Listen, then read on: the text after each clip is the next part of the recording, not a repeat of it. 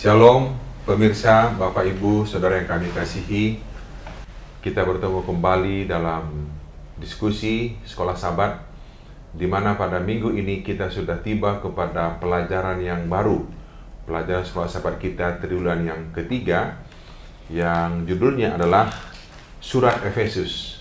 Jadi sepanjang satu triwulan ini kita akan belajar dari buku Efesus, di mana buku ini ditulis oleh Rasul Paulus kepada jemaat di Efesus, dan kita akan mendapatkan banyak berkat dari apa yang ditulis oleh Rasul Paulus terhadap jemaat di Efesus.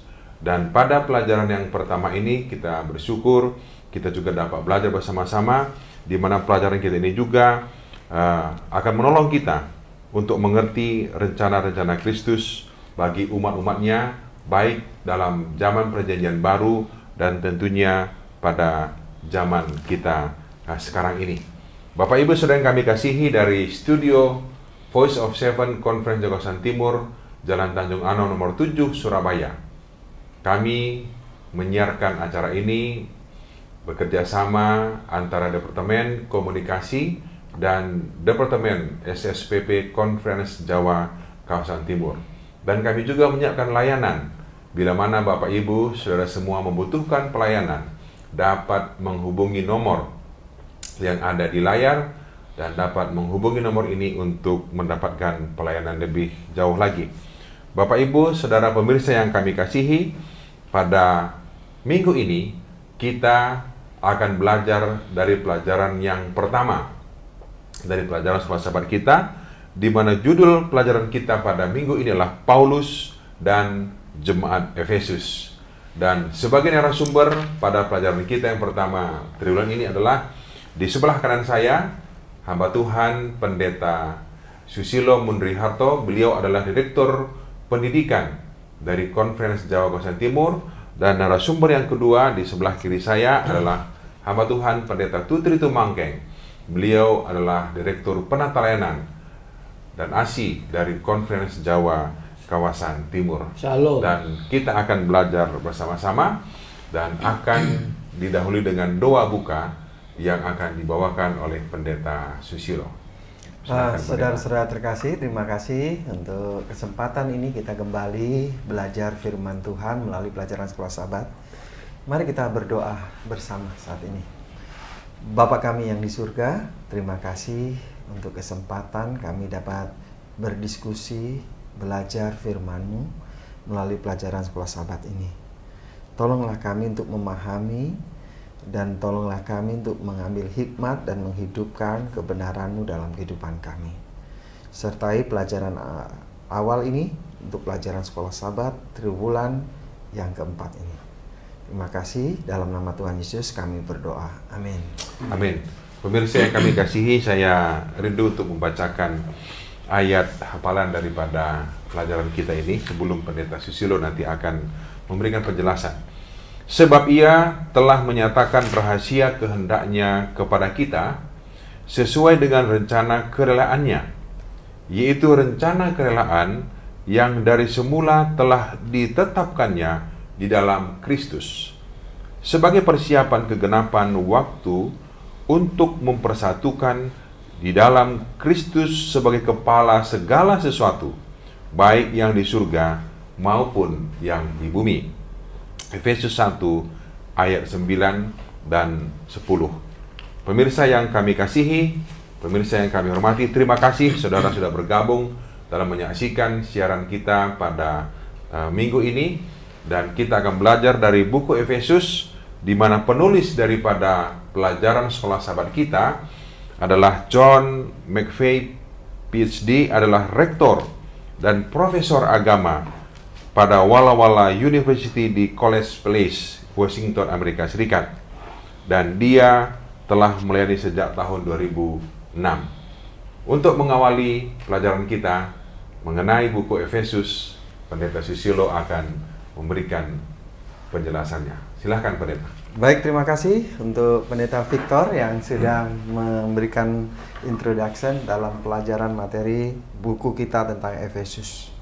Kita tahu bahwa kota Efesus adalah kota terbesar kelima dari provinsi kekuasaan Romawi yang pada waktu itu menjajah seluruh dunia. Maksudnya ada bagian-bagian dari Asia dan juga Eropa maupun Afrika. Nah, Efesus ini masuk daerah Asia dan merupakan jalan darat persimpangan, dan menurut data pada waktu itu kota Efesus ini disebut kota terkaya dalam segala provinsi yang dimiliki oleh yaitu jajahan Roma ini. Nah, karena itulah menarik untuk Paulus mengadakan pelayanan penginjilan. Menurut data, dia mendatangi Efesus pada penginjilan yang kedua. Di saat itulah dia menginjili dan melihat bagaimana keadaan kota Efesus ini. Dan satu tema yang ingin Paulus tuliskan ini, pasti setelah umat-umat Allah terbentuk, setelah penginjilannya yang kedua datang ke Efesus itu, adalah kumpulan umat Tuhan. Tapi kalau kita baca dalam seluruh buku tulisan Paulus di Efesus, seakan-akan tulisan ini ditujukan kepada orang yang baru mau direnggut jadi orang percaya. Padahal ini surat ditujukan kepada orang Kristen. Seakan-akan kepada orang yang baru percaya. Kenapa? Karena Paulus yang dulu pernah memberitakan Injil, sekarang mereka ini mendengar Paulus ada di dalam penjara. Paulus khawatir mereka dilemahkan oleh keadaan Paulus yang di dalam penjara itu. Karena itulah tulisan-tulisan Paulus ini untuk mengajak mereka kembali kepada bagaimana mengasihi dengan kasih mula-mula dahulu menerima Kristus. Dan bagaimana hidup setia di dalam Kristus dan kebenarannya. Supaya mereka tidak tawar hati dengan keadaan yang dihadapi pada waktu Paulus menulis surat ini kepada jemaat itu. Nah, karena itu tidak heran nanti akan banyak saran-saran yang Paulus tuliskan. Bahkan untuk menguatkan mereka dalam tulisan Efesus, Paulus menggambarkan jemaat Efesus dan seluruh jemaat di dunia ini ada dengan 4 gambaran. Satu, sebagai tubuh Kristus, bahwa kita ini terikat dengan Kristus sebagai kepalanya. Yang kedua, sebagai mempelai pengantin daripada Kristus. Dalam buku Efesus ini nanti dikupas semuanya, ini bagian introduction yang saya berikan. Lalu kemudian selain sebagai pengantin, kita juga ini adalah bait suci, ya. Tidak ya ditekankan kalau kita ini bagian dari bait suci yang Allah yang ditetapkan. Dan yang terakhir, kita ini adalah tentara Kristus, ya. Nah, nanti dikupas dalam tulisan Paulus secara general. Ini bagian pendahuluan tentang kenapa Paulus menulis surat kepada jemaat di Efesus. Nah, kita tahu Abraham Lincoln ketika dia menjadi presiden pertama Amerika, dia menulis surat karena terjadi pertempuran saudara yang menewaskan 7.000 orang sesama saudara Amerika ini. Bayangkan pertempuran itu terjadi tahun 1863, sementara Amerika baru merdeka tahun 1776. Lincoln menuliskan ini. Inilah tantangan terberat yang dihadapi Amerika yang baru lahir itu. Apakah kita akan bertahan atau musnah dari bumi? Dan inilah surat juga yang ditulis Paulus kepada Efesus dengan harapan jangan biarkan iman Kristen itu musnah dari umat Tuhan di Efesus yang menghadapi berbagai tantangan, bahkan mungkin tawar hati melihat keadaan Paulus yang di penjara itu. Inilah sedikit latar belakang tentang Paulus dan jemaat Efesus. Karena itulah dia menulis dalam surat Efesus 1 ayat 9 sampai 10. Ia menyatakan rahasia kehendaknya kepada kita, rencana kerelaannya, yaitu rencana kerelaan dari semula yang telah ditetapkannya di dalam Kristus sebagai persiapan kegenapan waktu untuk mempersatukan di dalam Kristus sebagai kepala segala sesuatu, baik yang di surga maupun yang di bumi. Dia mendorong jemaat Efesus tetap bersatu, dan persatuan itu semakin terhubung dengan kepalanya adalah Kristus, sehingga kasih kepada Kristus dinyatakan dengan kasih kepada saudara seiman di jemaat Efesus. Inilah sedikit pendahuluan dari tulisan Paulus untuk jemaat Efesus. Pada waktu itu Pendeta Susilo, ya, umat Tuhan di Efesus itu bagaimana kira-kira? Kalau kita melihat buku Efesus mengatakan kan surat Paulus kepada umat orang kudus atau umat kudus di Efesus. Ya. Nah, berarti kan ini memang ditujukan kepada umat-umat Tuhan Kristen, yang sudah menerima kebenaran. Yesus. Nah, jadi kan dikatakan di sini kan kepada orang-orang kudus di Efesus, orang-orang percaya dalam Kristus Yesus. Artinya mereka yang sudah menerima Yesus pun kalau melihat pemimpinnya juga mungkin di penjara seperti tadi bisa juga lemah. Kan begitu kan? Bisa kecil hati pelajaran kita mengatakan. Makanya Paulus datang untuk memberikan kekuatan ya.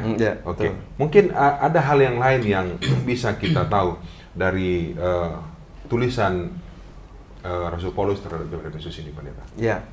Jadi Paulus juga mengingatkan karena bahaya yang terjadi tidak hanya di dalam karena lemahnya iman mereka, karena banyaknya masalah yang datang. Ada bahaya yang terjadi di luar. Di kota Efesus ini adalah kota penuh berhala. Dan ada berhala yang paling besar yang menjadi daya tarik para turis untuk datang ke tempat itu. Itulah namanya Dewi Artemis. Dewi Artemis ini dikenal dengan istilah Dewi Kesuburan. Ya. Di tempat lain, di benua Eropa, nama Artemis ini lebih dikenal dengan nama Diana. Dewi inilah yang disembah oleh orang-orang Efesus, dan itu menjadi daya tarik bagi daerah itu menjadi maju. Makanya secara ekonomi mereka, Efesus ini kota yang makmur karena banyaknya turis yang datang, dan mereka datang itu menyaksikan Dewi Artemis ini.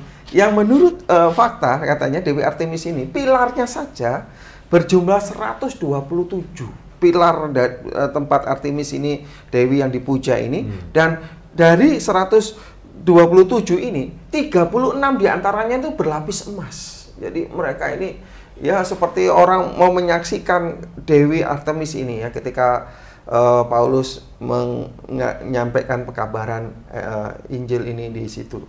Nah, pastilah pengaruh-pengaruh itu mempengaruhi iman anggotanya, umat Tuhan di sana, di mana mereka kok hidupnya terbalik, mengikut Tuhan kehidupannya kok nggak makmur, malah seperti Paulus dalam penjara. Karena itulah Paulus selalu menuliskan surat ini untuk mengingatkan, terikat kuat kepada Sang Kepala tubuh yaitu Kristus sendiri, supaya mereka tidak lemah dalam menghadapi masalah hidup, tetap setia, dan mengasihi Kristus itu juga ditandai dengan mengasihi sesama umat Tuhan. Dan inilah persatuan yang diharapkan oleh Paulus dalam menulis surat kepada jemaat di Efesus ini.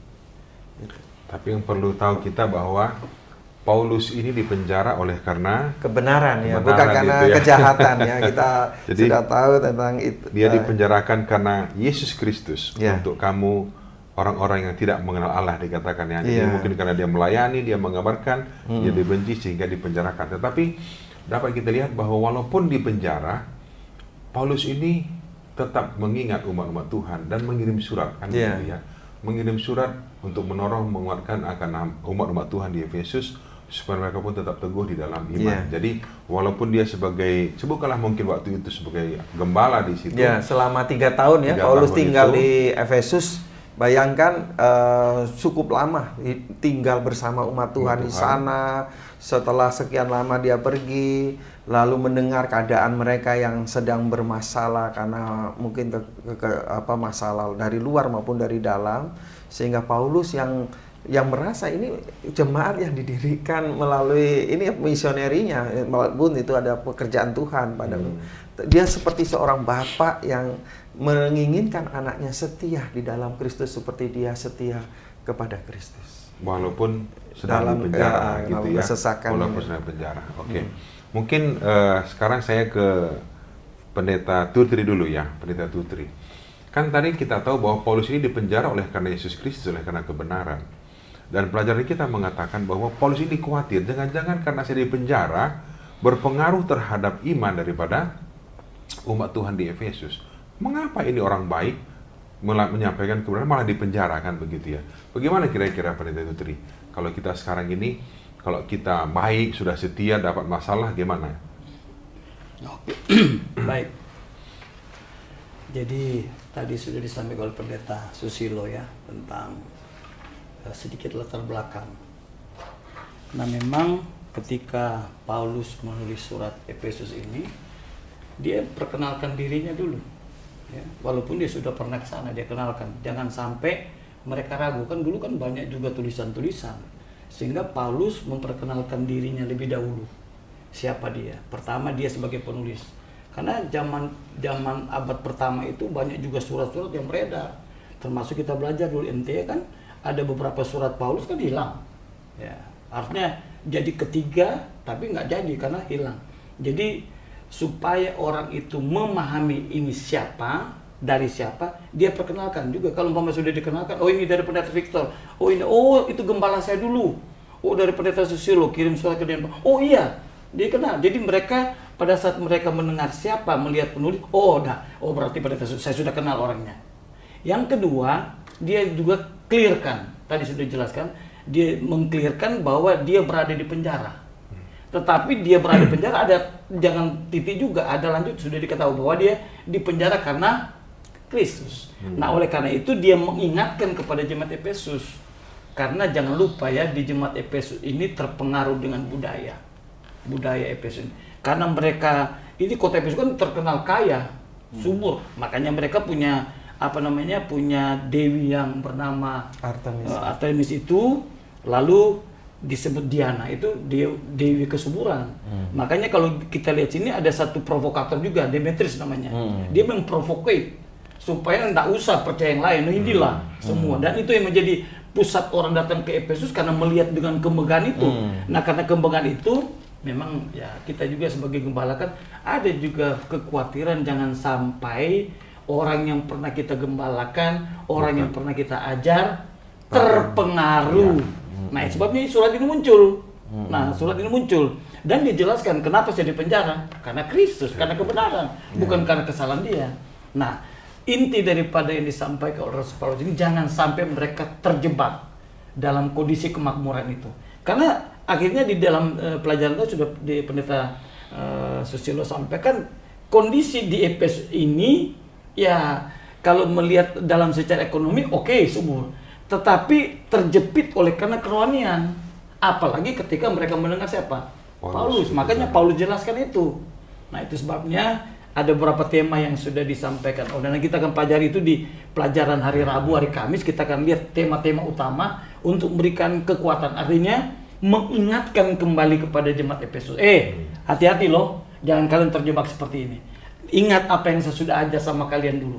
Nah, lalu sejarah itu dibuat kembali oleh Rasul Paulus untuk kita merefresh kembali. Nah, biasanya kalau kita menulis surat, contohlah Pendeta Victor pernah di jemaat Tanjung Anom, kan kita mendengar, bagus, bangga kita kan. Tapi bisa saja ada seseorang atau ada orang lain karena kondisi gereja itu agak sedikit mungkin terlemah dalam kondisi, kita juga prihatin kan, sebagai yang pernah menggembalakan. Akhirnya kita menyurat, tolong dong, gitu kan. Rasul Paulus juga demikian. Jadi beban Rasul Paulus ini memberikan motivasi bagi kita. Artinya tadi pertanyaan Pendeta Victor, apa kira-kira sikap kita? Misalnya kita sudah melayani Tuhan, sudah mendedikasikan diri kita, perhatian kita pada gereja. Contoh Paulus kan, bayangkan dia cerita Rasul Paulus, penjara, di laut segala macam, tapi dia tetap setia. Itu gambaran bagi kita. Artinya, kalaupun kita menerima kondisi-kondisi seperti ini, tapi ada janji Tuhan. Nanti terakhir kita lihat, ada janji Tuhan. Karena kepala dari segala semuatan ini adalah Kristus. Jadi kita lihat juga Kristus sudah menang, pasti kita menang kan? Ya. Seperti pelajaran waktu lalu kan? Ya. Apapun namanya. Contoh kita bicara pelajaran sekolah Sabat yang waktu lalu tentang kekuatan kuasa itu dilambangkan dengan apa? Binatang. Jadi binatang itu yang kuat-kuat. Contoh, Amerika Eagle. Singapura tidak ada satu negara melambangkan negaranya dengan semut, karena semut lemah. Tapi jangan lupa, Yesus digambarkan dengan domba. Domba itu binatang lemah, tapi bisa menang.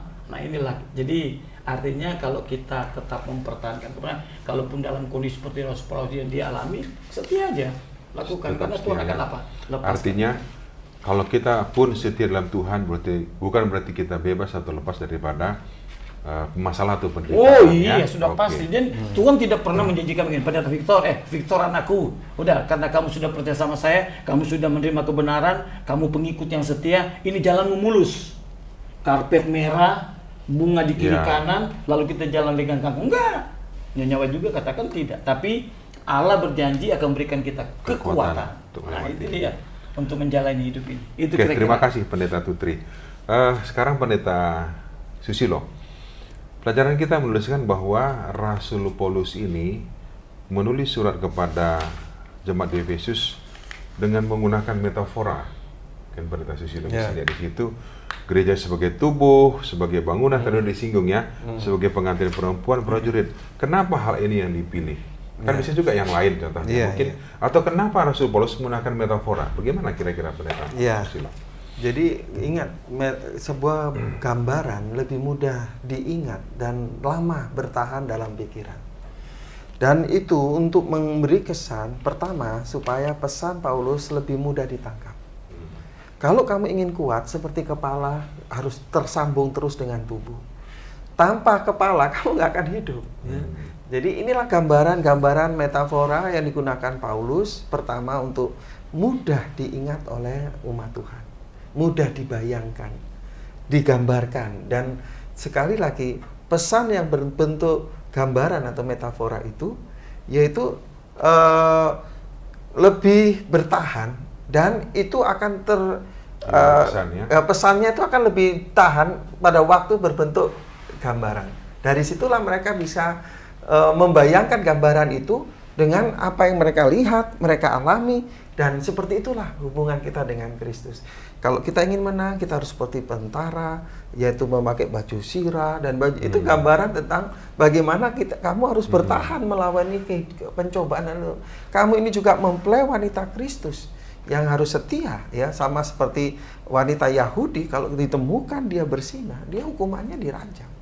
Dalam pengertian seperti mempelai Kristus, kamu ini harus setia pada suamimu, ya. Dan yang ini bait suci, ya, di mana bait suci ini kita harus, kalau dipelajari ini sebenarnya fokus tentang bait suci ini tidak hanya makanan, ya, buat tubuh kita ini adalah bait suci, tetapi juga tentang persinahan.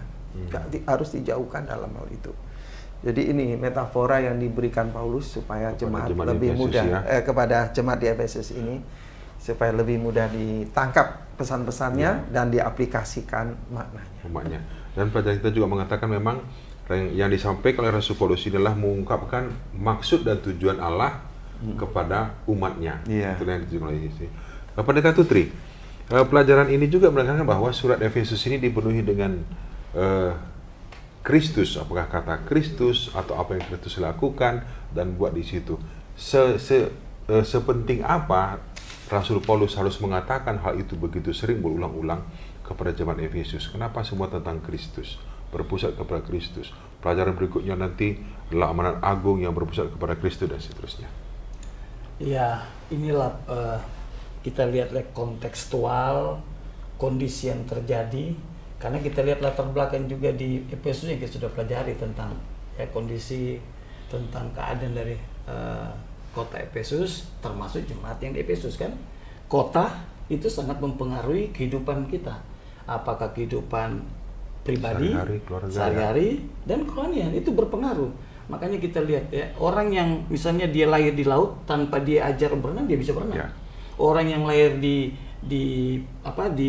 pegunungan, itu tanpa dia aja dia bisa panjat pohon. Nah, itu jadi secara alamiah.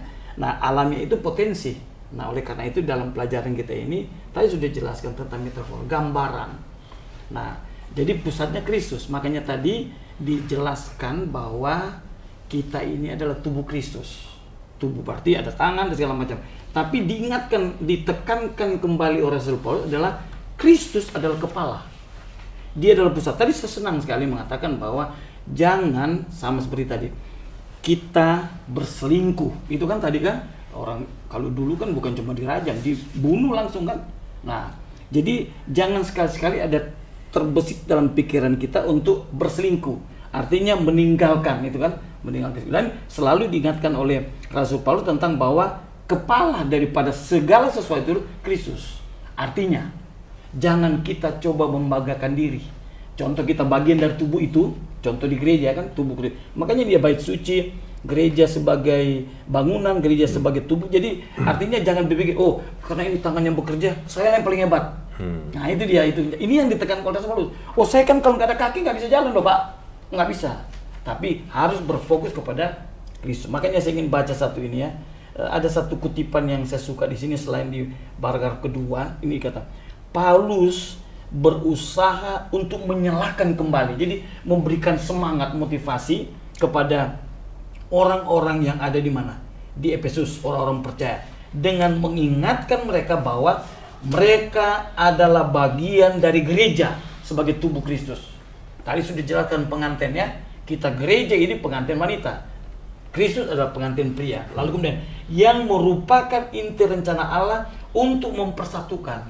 Nah, tadi pelajaran kita di hari Kamis dan hari Rabu itu ada juga tema utama untuk kesatuan. Lalu dikaitkan dengan tubuh itu. Tetapi jangan lupa, kesatuan itu bisa terjadi kalau ada Kristus. Kesatuan tidak pernah akan terjadi tanpa Kristus. Itu kira-kira. Jadi, kalaupun apa yang mereka katakan enggak boleh difokuskan ke kita, tapi kepada siapa? Semua kepada Kristus. Nah, itulah intinya. Oke, sekarang kepada Pendeta Susilo. Tadi kan ada metafora yang menggambarkan tubuh, begitu ya. Dalam aplikasi dalam jemaat kita sekarang, gereja Mahasiswa Evangel ke-7 yang ada di seluruh dunia, latar belakang bangsa, bahasa, suku, budaya, dan seterusnya. Apakah masih ada lagi yang kita harus menonjolkan bangsa kita, budaya kita, bahasa kita, ekonomi kita dalam gereja, atau bagaimana? Sesuai dengan pelajaran kita dalam buku Efesus. Iya. Disinilah di dalam Kristus itu sebenarnya kita tidak boleh lagi menonjolkan kebanggaan satu bangsa, ya, seperti kamu Yahudi, kamu non Yahudi, kamu bangsa yang diberkati. Kita sudah satu di dalam tubuh Kristus.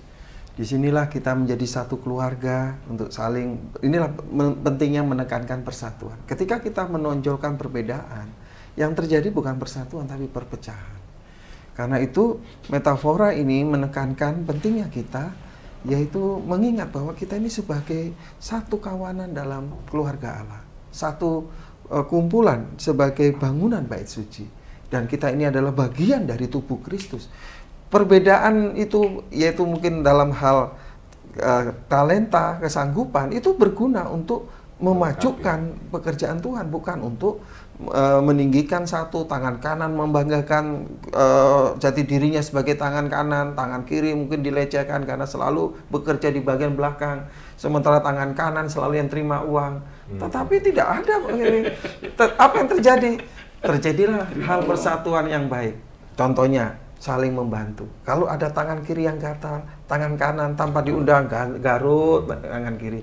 Kalau ada tangan kanan yang gatal, tangan kiri tanpa diundang garut tangan kanan. Kalau keduanya gatal, saling garut, saudara.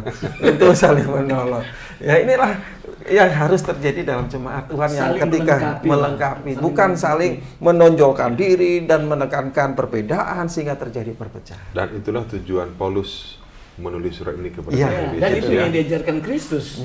Dan Paulus terapkan itu kepada dirinya dan ya diaplikasikan kepada jemaat-jemaat di mana dia tulis surat. Ya, hebatnya dia. Sekarang kita mungkin belum tentu. Pendeta Tutri, Rasul Paulus memberikan amaran kepada jemaat Efesus berjaga-jaga. Kita tahu tadi bahwa Efesus ini kota yang maju, ekonomi yang maju, banyak orang datang dari berbagai tempat untuk berbisnis dan di situ, dan tentunya itu resiko untuk masuknya perselingkuhan, masuknya ajaran lain, baru, kehidupan moral, meragukan masalah moral, masalah ekonomi dan sebagainya, dan tentunya berdampak kepada masalah rohani. Sekarang ini aplikasi bagi kita sekarang ini, kata berjaga-jaga dan ingatlah itu bagaimana kira-kira dalam aplikasi umat Tuhan sekarang ini, Pendeta Tutri? Ya, memang mungkin bisa diberikan. Kalau kita cuma bicara teori kan, saya senang kalau umpama kita belajar sekolah sahabat diskusi itu ke aplikasinya, ya kan, aplikasinya. Karena contoh kita belajar nubuatannya, kan nubuatan itu adalah sesuatu yang bakal dan pasti terjadi, akan datang. Nah, ketika nubuatan itu terjadi, maka itu sudah merupakan apa? Sejarah. Nah, saya suka sejarah karena sejarah itu fakta. Melalui data dibuktikan, ada saksi. Makanya betul Indonesia merdeka tahun 45. Kenapa bisa? Karena ada saksi, ada data, ada fakta sejarah. Nah, ini aplikasi kepada mereka. Loh, contoh ini sudah terjadi, berarti apapun yang dikatakan oleh firman Tuhan ini pasti terjadi. Contoh kedua, kenapa orang, ya kita lah saat ini, percaya bahwa Tuhan akan datang kedua kali? Kenapa? Karena ada bukti sejarah bahwa Waktu dia janji di perjanjian lama dia akan datang kali pertama, sudah datang. Berarti janji kedua akan pasti datang.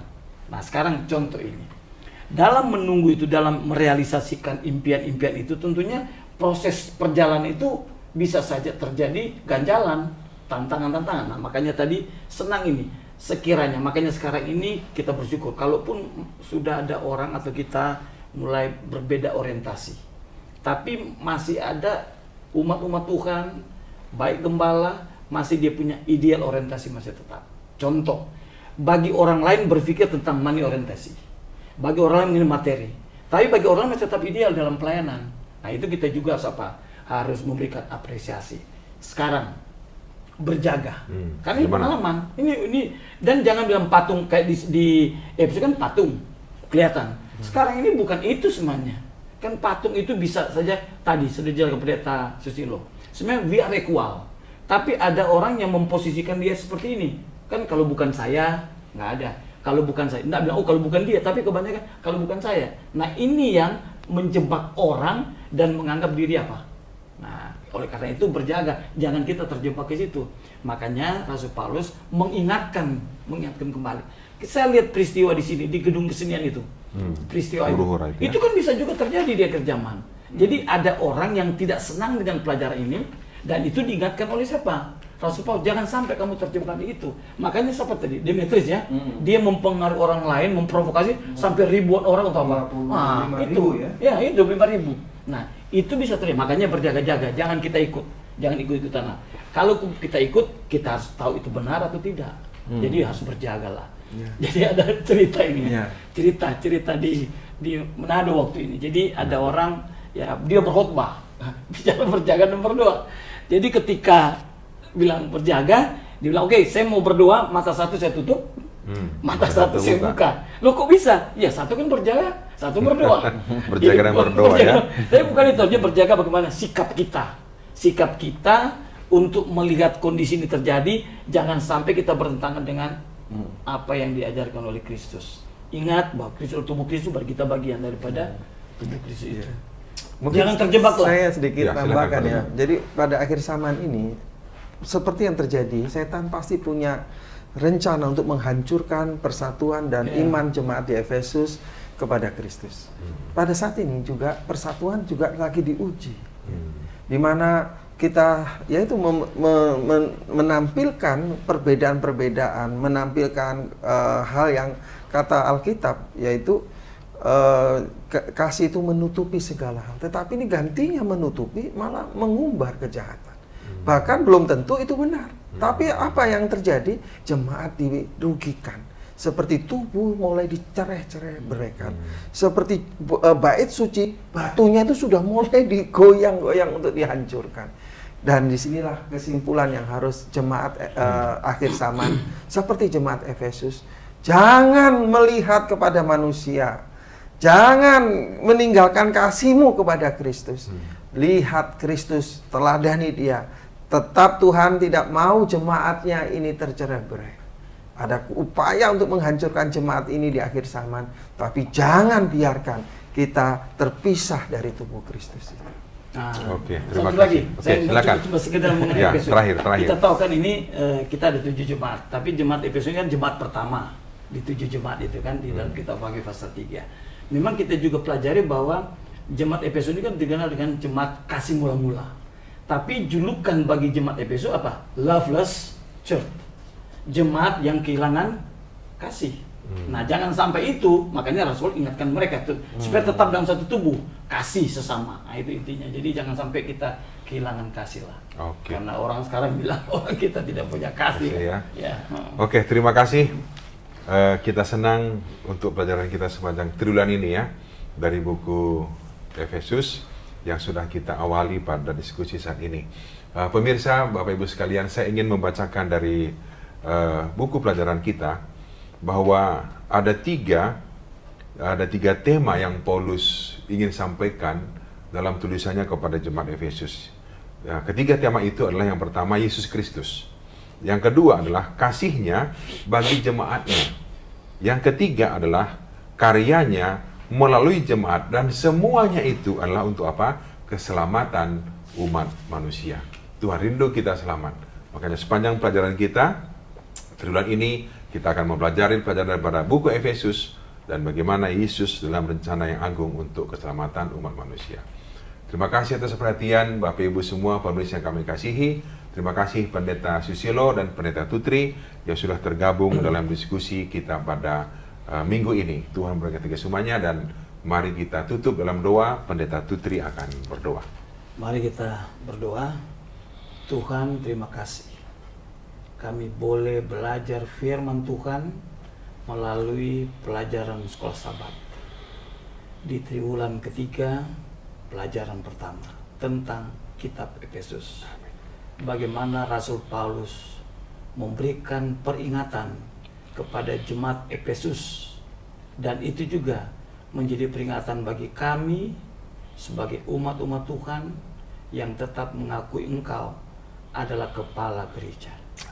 Kiranya pelajaran ini boleh kembali mengingatkan kami dan memberikan kekuatan bagi kami untuk tetap menyatu dengan Engkau, karena kami adalah tubuh Kristus. Dan biarlah kiranya pelajaran ini boleh memberikan semangat kembali bagi kami untuk tetap setia melayani Tuhan dan mensupport pelayanan pekerjaan Tuhan. Terima kasih Tuhan, dalam nama Yesus kami berdoa. Amin. Amin. Pemirsa yang kami kasihi, terima kasih atas perhatian kita semuanya dan sampai ketemu pada minggu depan untuk pelajaran berikutnya. Tuhan memberkati kita. Salam sehat.